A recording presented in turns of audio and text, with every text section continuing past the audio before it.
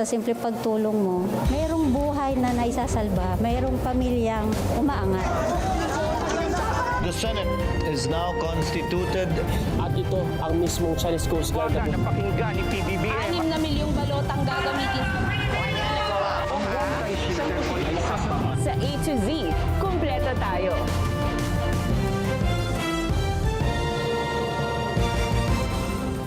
Luzon, Visayas, Mindanao at buong mundo. Ngayon ay Huwebes, November 13, 2025. Ako si Barbie Mulak at ito ang balitang A to Z. Makukulong na sila.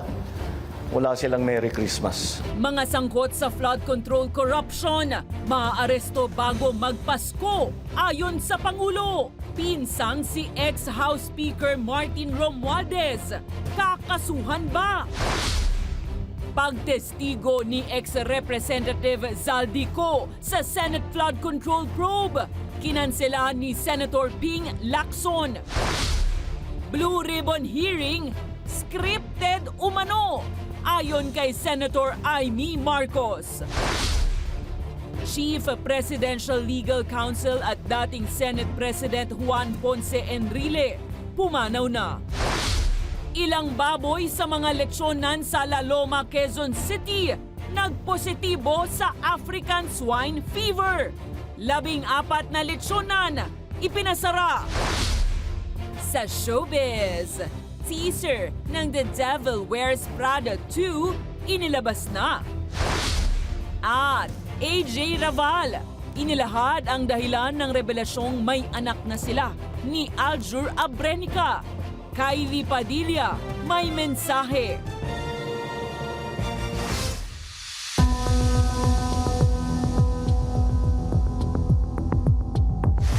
Magandang gabi pambungad sa ating newscast. Papalapit na nga ang Pasko, pero papalapit na rin ang pagsimangot ng mga opisyal at kontratistang sangkot sa flood control anomalies ayon kay President Bongbong Marcos Jr.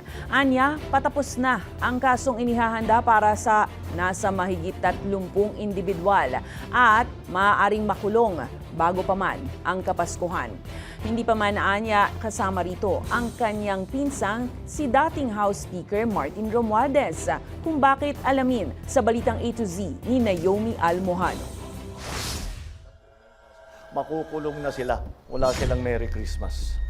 Daig pa si The Grinch sa pagkabusangot ng muka dahil tiyak na hindi magiging merry ang Christmas ng mga sangkot sa flood control scam. Sa President's Report ni Pangulong Bongbong Marcos Jr. ngayong Huwebes, November 13, sinabi niyang umuusad na ang case referrals na isinumite ng Independent Commission for Infrastructure sa Ombudsman. Alam ko, bago magpasko, marami dito sa napangalanan dito ay palagay ko nasa matatapos na yung kaso nila, buo na yung kaso. Makukulong na sila. Tapos na ang maliligaya ninyong araw. Hahabulin na namin kayo. Ayon sa Pangulo, pasok na sa listahan ang nasa 37 sangkot na individual, kabilang ang mga mambabatas, DPWH officials at mga kontratista na kasama sa mga case referral. Bagamat hindi man pinangalanan ng Pangulo, ilan sa mga mambabatas na kabilang sa mga naunang case referral, sina Senator Jinggoy Estrada, Senator Joel Villanueva, at dating kongresista Zaldico. Nang tanungin naman sa kanselasyon ng pasaporte ni Ko. Because hindi pa nasampahan ng kaso, therefore the request for the cancellation of his passport cannot yet be made. However, when that time comes, we will immediately cancel his passport. You have to give grounds for the cancellation of the passport, and those grounds will be based on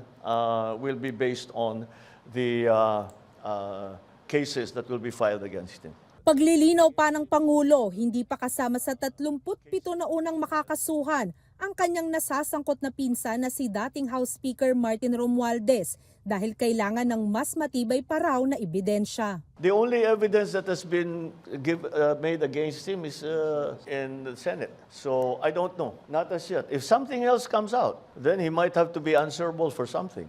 Kaya aniya, patuloy na magsumite ng report o ebidensya sa sumbong sa Pangulo website para walang makaligtas sa hustisya. I know that there are many, many suggestions of who else we should file cases against. Well, we're fine with that. Provide us the evidence and we will file cases against them. Walang exempted dito sa mga investigasyon na ito. Samantala, bago muling maghain ng ikalimang case referral ng ICI sa Ombudsman ngayong Huwebes, sinabi nitong sa susunod na linggo, nasa 3 kasalukuyan at dating mga senador ang pakakasuhan pa nila sa Ombudsman. We will be filing cases at least against 3 sitting or former senators, at least 3 next week. But we will try our best to help the Ombudsman build up the cases. Sa kasalukuyan, paalala lang, wala pa ring nakukulong at wala pa ring pera ng bayan ang naisa sa uli. Sa kabila yan ng mga case referral at rekomendasyong nangyayari. Para sa Balitang A to Z, Naomi Almojano. Kinansela ni Blue Ribbon Committee Chairperson na Senator Panfilo Ping Lacson ng planong pag-imbita kay dating Congressman Zaldico para tumistigo ukol sa flood control anomalies sa pagdinig sa Biyernes, November 14. Ibinasura rin ni Lacson ang mga pasaring ni Senator Amy Marcos na may script na umano sa pagdinig para iabsuelto ang ilang nadawit na mambabatas. Ang Balitang A to Z ni Ace Cruz. Hindi tinuloy ni Senate Blue Ribbon Chairperson Panfilo Lacson ang pag-imbita kay resigned Congressman Zaldico sa pagdinig ukol sa flood control anomaly sa Biyernes, November 14. Ayon kay Lacson, baka gamitin lang niko ang pagkakataon sa pansariling interes o propaganda. Ayon naman sa kampo ni Ko, sumasailalim sa gamutan sa US ang dating mambabatas kaya't hindi makadadalo sa pagdinig. Taliwas ito sa unang sinabi ni Senador Amy Marcos na sisipot si Ko sa hearing sa pamamagitan ng teleconferencing. Ang ating VIP hindi na star witness kasi hindi na appear ang dating speaker, kundi ang darating daw si Zaldico on Zoom. Humirit din ang senadora na may niluluto ang iba pang mambabatas na dadalo sa pagdinig sa Biyernes. May script na daw sila at yun nga, liliwanagin na walang kinalaman si Martin Romualdez, si Bonjing. Sinabi ni Pangulong Ferdinand Marcos Jr. nitong Huwebes na hindi sapat ang ebidensyang nilantad sa Senado laban sa kanyang pinsang si former Speaker Martin Romualdez para kasuhan kaugnay sa flood control anomalies. Binasura naman ni Lacson ang anyay mga hula sa bolang kristal ni Senador Marcos ukol sa umano'y script sa pagdinig.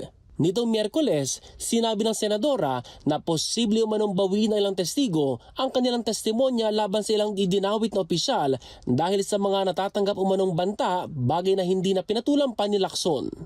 Para sa Balitang A to Z, Ace Cruz. Nangako si Pangulong Ferdinand Marcos Jr. na agad kakanselahin ang pasaporte ng dating mambabatas na si Zaldico. Yan ay oras na maisampa ang mga kasong kaugnay ng anomalya sa flood control projects. Paliwanag ng Presidente, hindi pa maaaring ikansela ang pasaporte ni Ko dahil wala pang naisasampang kaso sa korte. Matatanda ang nag-resign noong Setyembre si Ko na siyang dating representative ng Ako Bicol Party List matapos maiugnay bilang isa sa mga umano'y masterminds sa kickback scheme sa flood control projects. Matapos ang ilang araw sa intensive care dahil sa sakit na pneumonia, pumanaw na ang isa sa pinakamatagal na nanilbihang politician sa bansa na si Juan Ponce Enrile. Kinumpirma ng kanyang anak na si Katrina ang balitang yan nitong November 13 ng hapon na namatay sa edad na 101. Nanguna naman sa nagpaabot ng pakikiramay si Pangulong Ferdinand Marcos Jr. Ayon kay PBBM, ang pagpanaw ni Enrile ay pagsasara ng isang yugto ng kasaysayan ng bansa, pero iiwan naman niya ang legasiya ng kanyang naging serbisyo. Nagsimula ang karera ni Enrile sa national politics sa administrasyon ng ama ni PBBM na si Ferdinand Marcos Sr. Sa panahong yun, nagsilbi si JPE bilang Customs Commissioner, Justice Chief at Defense Minister. Naging mahalaga ang kanyang papel sa implementasyon ng martial law mula 1972. Pero taong 1986, bumaliktad rin siya at sumama sa EDSA People Power Revolution upang mapatalsik ang rehimeng Marcos Sr. Nagpatuloy naman sa politika si Enrile bilang mambabata sa Kongreso at Senado na dumaan sa mga administrasyong Cory Aquino, Ramos, Estrada, Arroyo, Noynoy Aquino, Duterte at ngayon ay inabot niya ang Marcos Jr. Ilang linggo pa bago ang kanyang pagpanaw, napawalang sala ng Sandigan Bayan si Enriles sa akusasyon ng graft at plunder kaugnay ng PDAF scam.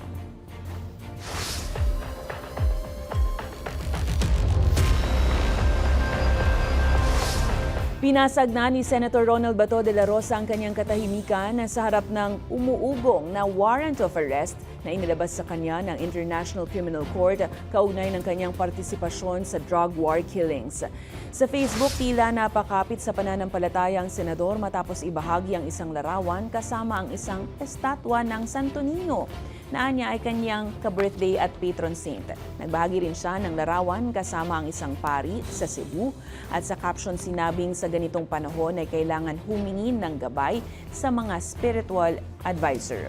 Ngayong araw lang din, hiniling ng kampo ng senador sa Korte Suprema ang isang Temporary Restraining Order o TRO para pigilan ang pakikipagtulungan ng gobyerno sa ICC. Sa isang prayer at very urgent manifestation ni De La Rosa, hinihiling niya na itigil ang pagpapatupad ng ICC warrant, red notice of surrender at surrender request, maging ang anumang komunikasyon ng pamahalaan sa ICC. Sana maka-issue man lang at least TRO yung Korte Suprema na to restrain government authorities in cooperating in the meantime with the International Criminal Court while the case is pending. Yun po ang aking hiling or to refrain from implementing whatever warrants of arrest, at least yan. Kaugnay niyan, umiwas na munang magkomento ang Criminal Investigation and Detection Group o CIDG sa mga ulat na may paparating ng arrest warrant mula International Criminal Court laban kay Senator Ronald Bato de la Rosa. Gayunpaman, iginiit ng PNP-CIDG na handang-handa sila sakaling may ilabas ng utos mula sa korte. Naging usap-usapan nga na may inilabas ng warrant para sa senador base sa mga naging pahayag ni Ombudsman Remulla sa isang panayam. Iniugnay si Senador Bato sa umano'y crimes against humanity sa war on drugs ng Duterte administration. As of now, I cannot comment on that. But if there is an order from a competent court, whoever po ang nakapangalan doon, we will implement the warrant of arrest. Inihayag ni Vice President Sara Duterte ang kanyang interes sa ikinakasang malawakang kilos protesta ng Iglesia ni Cristo mula November 16 hanggang 18 na nananawagan ng transparency at accountability sa gobyerno. Ayon sa bise, pauunlakan niya ang imbitasyon kung magkaroon siya ng time. Suportado naman anya ang protestang ito. Bukod sa INC, dadaluhan din ang protesta ng iba pang grupo.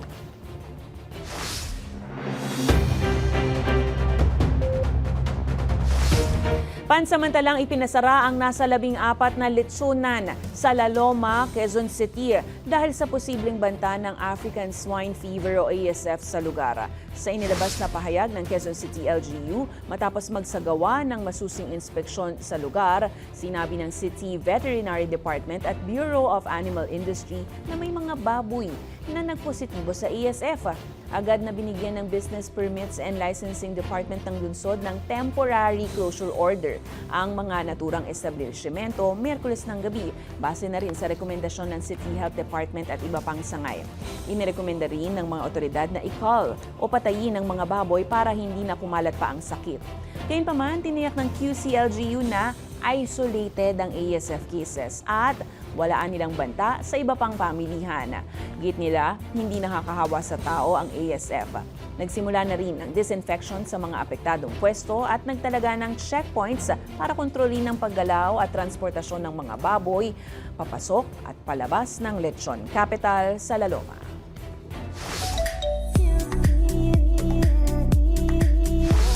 Miranda and Andy are back. Inilabas na nga ng 20th Century Studios ang maikling patikim para sa inaabangang American comedy drama na The Devil Wears Prada Part 2.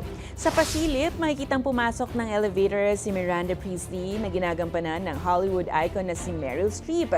Wearing of course ang red stiletto and nice dress. Kasunod niyan, ang pagpasok ni Anne Hathaway bilang si Andy na bumati pa ng good morning kay Miranda. Bukod kina Meryl at Anne, makasama rin nila sina Emily Blunt at Stanley Tucci. Matatanda ang blockbuster worldwide ang unang The Devil Wears Prada taong 2006 na umani ng napakaraming awards at pagkilala, maging good comments mula critics at viewers. At after 2 decades nga, nakatakdang ipalabas sa mga sinehan ang Part 2 sa May 2026. Susunod, Barzaga naharap sa reklamong kriminal kaugnay sa October 12 anti-corruption protest sa Forbes Park. At sa ibayong balita, pinakamahabang US shutdown sa kasaysayan tapos na, pero krisis tuloy pa rin ayon sa mga eksperto. Abangan ang kumpletong ulat sa pagbabalik ng Balitang A to Z.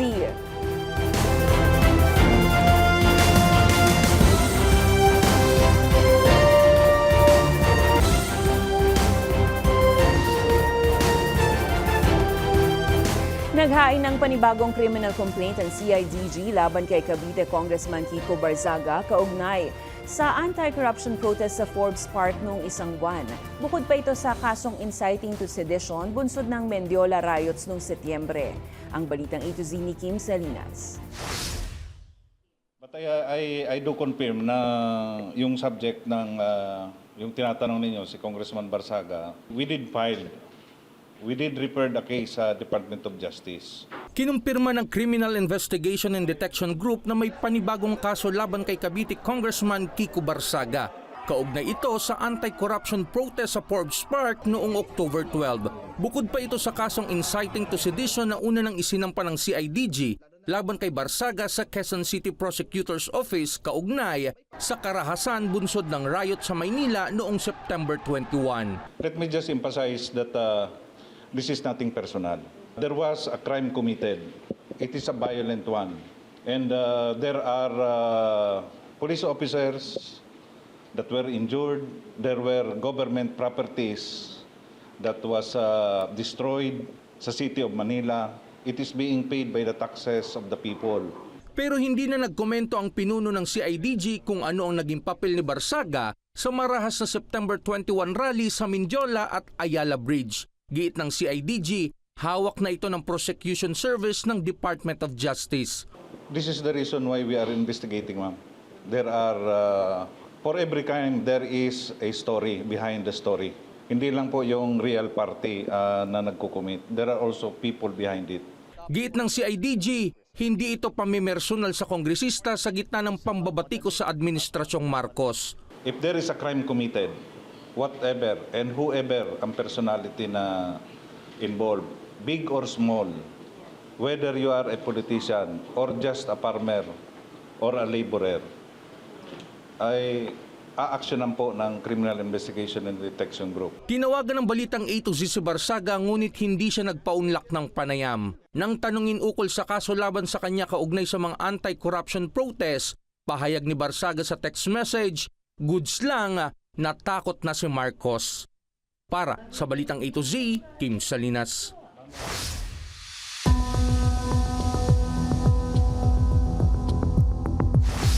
Dinayo ng Independent Commission for Infrastructure ang balwarte ni Pangulong Ferdinand Marcos Jr. na Ilocos Norte para inspeksyonin ang mga flood control projects doon.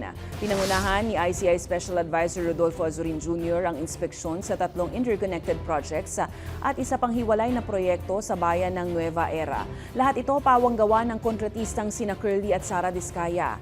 Walang nadat ng problema sa estrukturang ICI dahil, ayon kay Azurin, isinaayos umano ito bago sila dumating. Gayunpaman ipinagutos na ang pagsusukat sa mga steel bar at materyales para silipin kung sumunod ba ito sa industry standards. Ibinasura ng Supreme Court en banc ang petisyon ng ilang vloggers na kumikwestiyon sa pag-iimbita sa kanila ng Kamara para sa pagdinig ukol sa paglaganap ng false at malicious content, kabilang na ang pagpapakalat ng fake news online.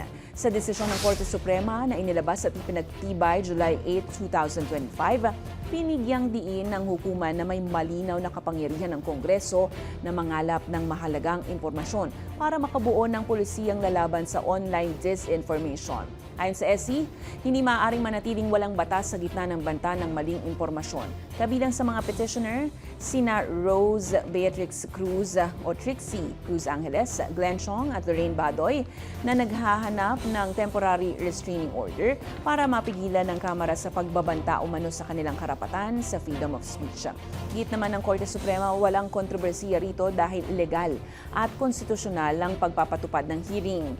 Ayon pa sa SC, may sarili lang na interpretasyon ng mga vlogger na nagsasabing may chilling effect ito at hindi dapat pagbigyan ng mga haka-haka na walang ebidensya.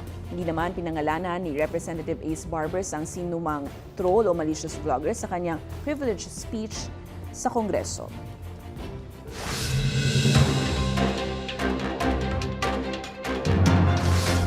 Formal nang nanumpa sa pwesto si Finance Undersecretary Charlie Mendoza bilang bagong Bureau of Internal Revenue Commissioner, kapalit ni Romeo Jun Lumagi Jr. Walang inilahad na dahilan ng Malacanang sa likod ng pagpapalit ng tax chief sa bansa, kaya't hindi rin pamalinaw kung tinanggal, nag-resign o inilipat ba sa ibang pwesto si Lumagi. Samantala, posibleng pagpaliwanagin ng Commission on Elections si Senator Rodante Marcoleta ukol sa mga nag-ambag o nag-donate sa kanyang senatorial campaign. Yan ay matapos ibunyag mismo ni Marcoleta sa isang interview na mayroon siyang mga donors na hiniling na huwag sabihin ang kanilang pagkakakilanlan. Mababatid na dapat ay ilista ng lahat ng kandidato sa kanilang Statement of Contributions and Expenditures o SOSE ang lahat ng mga nagbigay ng pera sa kanilang kampanya, lalo't kasama sa ipinagbabawal dito ay ang pagtanggap ng campaign donations mula sa government contractors.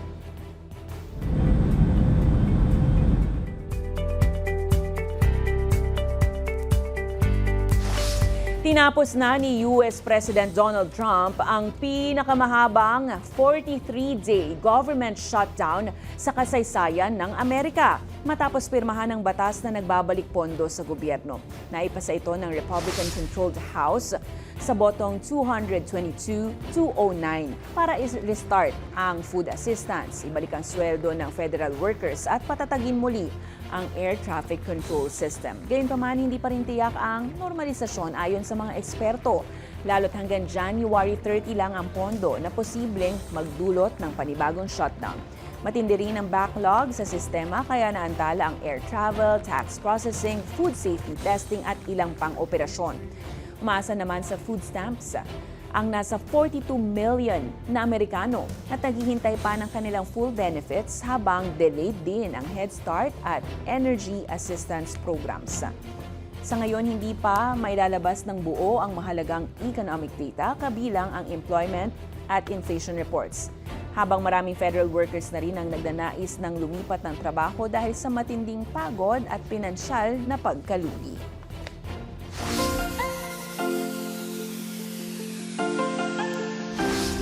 Paano ba ang tamang forma? Tansyahin ng sukat, hinga ng malalim, kung ready na, palo na.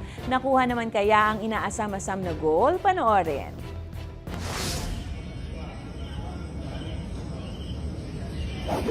Lupit!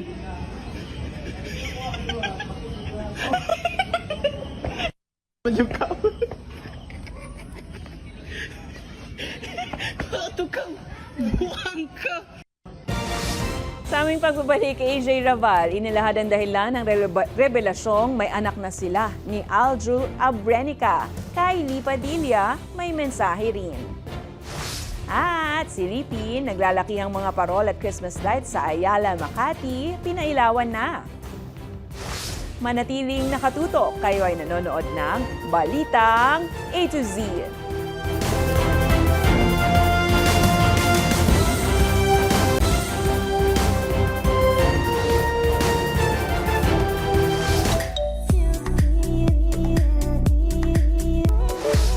Mainit Mainit na usap-usapan ngayon online ang naging interview ng sexy actress na si AJ Raval sa TV host na si Boy Abunda. Dito inamin mismo ni AJ na mayroon na siyang 5 anak at 3 araw dito ay kay Aljur Abrenica. Makichika tayo sa balitang A to Z Showbiz ni Lane Garcia. Pasabog ang naging revelasyon ng sexy actress na si AJ Raval nang tuluyan na niyang tuldukan ang issue at bulong-bulungan tungkol sa pagiging ina at kung meron na ba talaga silang anak ng aktor na si Aljur Abrenica. Sa kanyang guesting sa programa ng TV host na si Boy Abunda, kinumpirma ni AJ na meron na siyang 5 anak at 3 nga rito ay kay Aljur. Totoo ba na kayo ni Aljur ay may 2 mga anak na? Actually, Tito Boy, 5 na po. 5? Yes. Okay. What do you mean? I have 5 kids. First one is my, Ariana. Panganay ko po siya. Naging emosyonal naman si AJ nang banggitin ang ikalawang anak na ayon sa kanya ay isa ng anghel dahil sa pagpanaw nito. And then, second one is Aaron. He's an angel now. And then, third one is Alkina, yung panganay po namin ni Aljur. Okay. Junior, and then Abraham. Nang tanungin naman kung bakit ngayon lang isinapubliko ni AJ ang kanyang mga anak, Yes, gusto ko na po matapos and gusto ko na po magkaroon ng freedom yung mga kids. ayon pa kay AJ, kilala rin daw ng kanyang mga anak ang anak ni Aljur sa asawa nitong si Kylie Padilla. Naglalaro po sila lagi. And then yung panganay ni Aljur, si Alas, very responsible sa mga bunso. At nang kamustahin ng host si AJ bilang isang ina, At first, mahirap po. Pero syempre, nandyan po yung pamilya ko, nakasuporta po sila. Kinaya naman po, Tito Boy. samantala kasunod ng pag-amin ni AJ Raval tungkol sa pagkakaroon nila ng anak ni Aljur, sumagot naman si Kylie Padilla na dating asawa ni Aljur sa pamamagitan ng isang post sa kanyang Facebook page. Ayon sa aktres, matagal na niyang alam ang sikretong namamagitan sa dati niyang asawang si Aljur at kay AJ. Ngunit mas minabuti na lang daw nilang unahin ang kapakanan ng kanilang mga anak dahil sobrang close nga ang mga ito sa isa't isa. Dagdag pa ni Kylie, masaya rin daw siya na di na kailangang magtago at proud siya sa katapangan ni AJ. Hiniling din ni Kylie na sana ay matapos na ang drama. Para sa balitang A to Z Showbiz, Lane Garcia.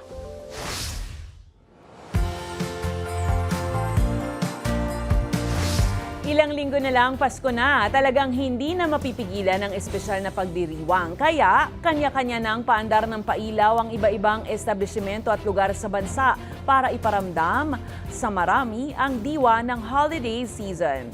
Kaya nga, ang kahabaan ng Ayala Avenue sa Makati City pinaramdam na rin ang Merry Christmas spirit matapos pailawan ang giant parol at Christmas lights ngayong Huwebes, November 13 na talaga namang nagpawaw sa mga manonood. Present sa event ang dating senadora at ngayon ay mayor ng Makati City na si Nancy Binay at ang bumubuo ng Ayala Group Corp. Real Christmas feels na nga ang mararamdaman dahil sa maliwanag, kumuputi-kutitap at makulay na paligid. Sabayan pa ng Christmas carols mula sa Makati Choral Group. Kaya masasabi ibang-iba talaga ang Pasko sa Pinas. At kung kayo ay may kwentong kakaiba, mga kwento ng pag-ibig o storya ng inspirasyon at pag-asa, maaari nyo itong ibahagi. Sumali sa ating Facebook group na Balitang A to Z. Panoorin ang replay ng ating programa at sundan ang ating social media pages. Hanapin ang Balitang A to Z.